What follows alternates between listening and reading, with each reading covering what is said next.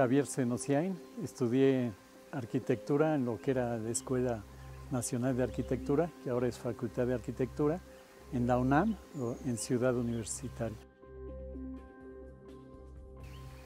En prepa tenía la duda entre ingeniería o arquitectura.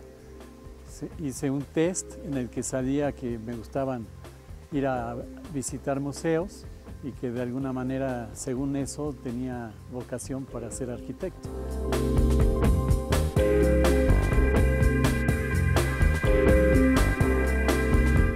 Bueno, en la arquitectura actualmente en México hay varias vertientes, pero quizás la más fuerte es la que podemos considerar arquitectura universal o internacional, que se usa o se hace casi en cualquier parte del mundo.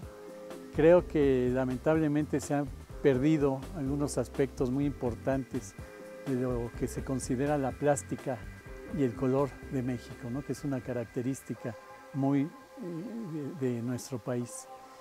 Y se ha perdido esa ideología que tenían todavía los arquitectos contemporáneos como Ramírez Vázquez, Teodoro González de León, Agustín Hernández, Abraham Saludowski, Francisco Serrano, Barragán, Legorreta, etc.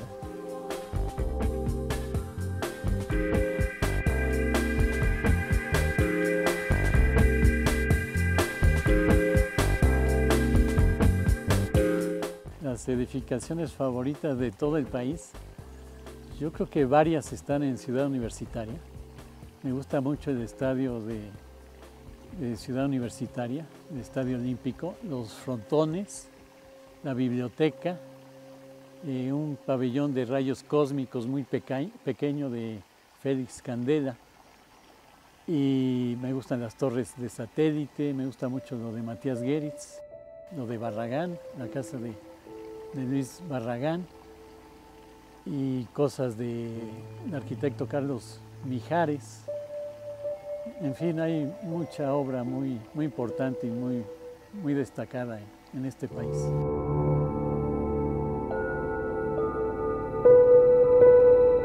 Bueno, la arquitectura para mí es ver un todo que nace de la naturaleza, del reino animal, del reino vegetal, del reino mineral, y que de alguna manera la naturaleza y el hombre es muy importante, y yo creo que la arquitectura se debe de tomar en cuenta estos dos aspectos, ¿no? Desde la época primitiva, el hombre estaba en contacto con la naturaleza y lamentablemente se ha venido perdiendo ese aspecto, pero al final de cuentas es cumplir con las necesidades del ser humano, tanto físicas como psicológicas.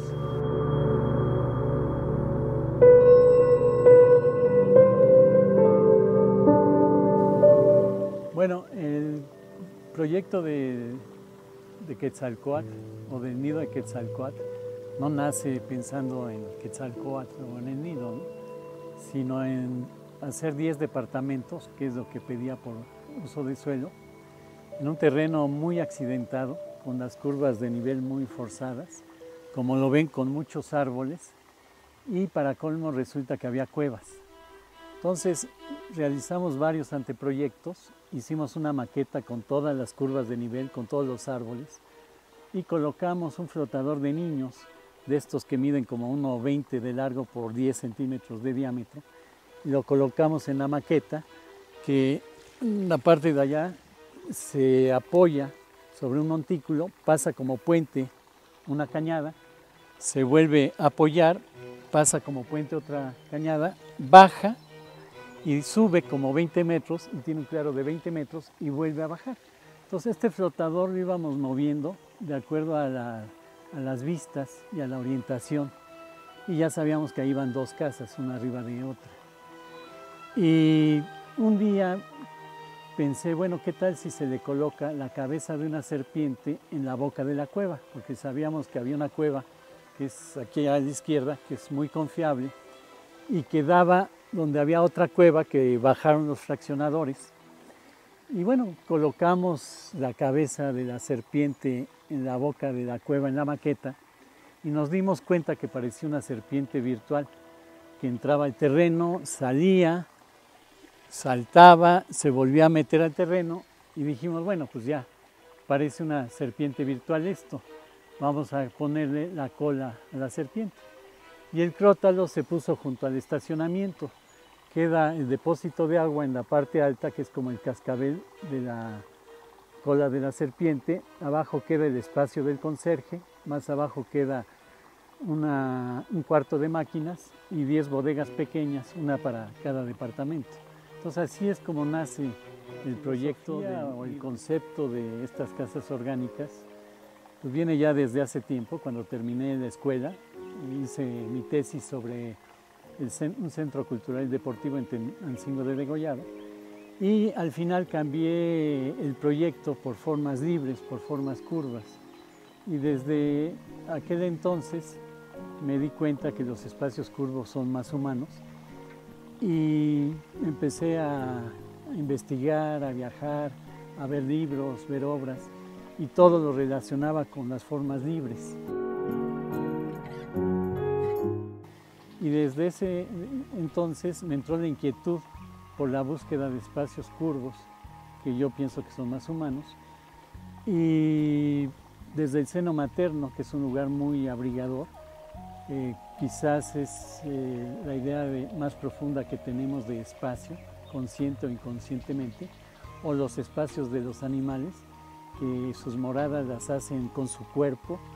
El ave va por el material, el macho, por excremento, y lo coloca alrededor de la hembra del ave, va por paja y también lo coloca alrededor, y el ave, la hembra, moldea su nido que se adapta a su cuerpo y a sus necesidades. Y así sucede con los animales de tierra, que con su cuerpo van haciendo su morada, las hormigas, los topos, los conejos, o los animales de agua, como es el molusco, que con su baba, como si fuera material, y su excremento, hacen su concha, que es su casa, que la llevan a todos lados, ¿no? Quizás el único animal que no toma en cuenta hacer su vivienda o su morada de acuerdo a su cuerpo es el ser humano.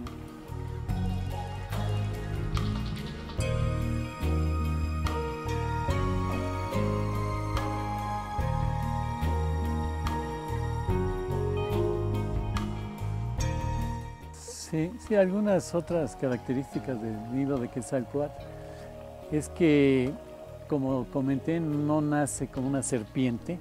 Después nos dimos cuenta que parecía una serpiente y se enfatizó con algunos aspectos. Es un terreno de 5,000 metros cuadrados, casi todo el terreno queda verde, el 98%. 2% son los apoyos del edificio, que de alguna manera sí se tuvieron que trasplantar 2 árboles. Y el color pues también nace de que se le puso Quetzalcóatl. Como ustedes saben, Quetzalcóatl viene del quetzal. El quetzal tiene las plumas iridiscentes y de ahí la idea de ponerle colores iridiscentes. Los departamentos tienen alrededor de 180 metros cuadrados. Las ventanas de la sala comedor son más grandes. Las recámaras tienen ventanas circulares grandes, igual que la cocina, y los baños tienen ventanas pequeñas. O sea, fueron 3 tipos de ventanas prefabricadas. Todo está hecho a base de un sistema constructivo que es el ferrocemento, que es un esqueleto de varilla, cada 15 centímetros aproximadamente en cuadro, se cubre con 2 mallas de gallinero, una por fuera, otra en el interior, y posteriormente se le aplica el mortero, que es cemento arena, lanzado o con la mano, con guante, se embarra, o con una cuchara.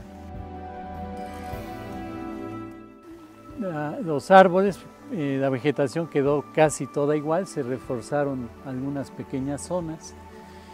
Y aquí queda un espejo de agua, que es parte del tratamiento de la planta que tiene. Hay una planta de tratamiento. Y el último paso, la última etapa, es un depósito del agua tratada, que en este caso quedó este espejo de agua, que es un poco como pensar que la cañada, cuando tiene agua, pasa a este estanque y sigue corriendo hacia abajo. Sí, la obra preferida para mí es la casa orgánica. Es una pregunta muy común a los arquitectos. Recuerdo que a Frank Lloyd Wright le preguntaron y él decía que su mejor obra es la que estaba haciendo, la próxima que iba a hacer, ¿no? Y también a veces comentamos de que son como los hijos, ¿no? Que todos los hijos son diferentes y a todos se les quiere igual. Pero bueno, en mi caso me gusta la casa orgánica, quizás porque fue el primer proyecto que realizamos y que de alguna manera pues fue un proceso muy largo la investigación. Posteriormente a eso salió un libro que se llama Bioarquitectura, que se resume en 3 capítulos: el hombre, la naturaleza y lo orgánico. El hombre es parte de la naturaleza, o sea que casi lo podríamos resumir en la naturaleza y en lo orgánico, ¿no? Y los 4 primeros capítulos, subcapítulos del primer capítulo de la naturaleza es la función, el espacio, la estructura y la forma. Y creo que estos aspectos fueron muy importantes en el diseño de la casa orgánica.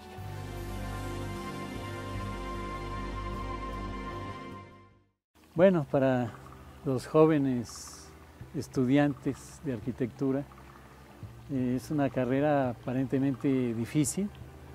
Sin embargo, conforme a uno le va gustando y se va interesando, yo no creo que sea tan difícil. Sí, cuesta trabajo, hay que trabajar mucho.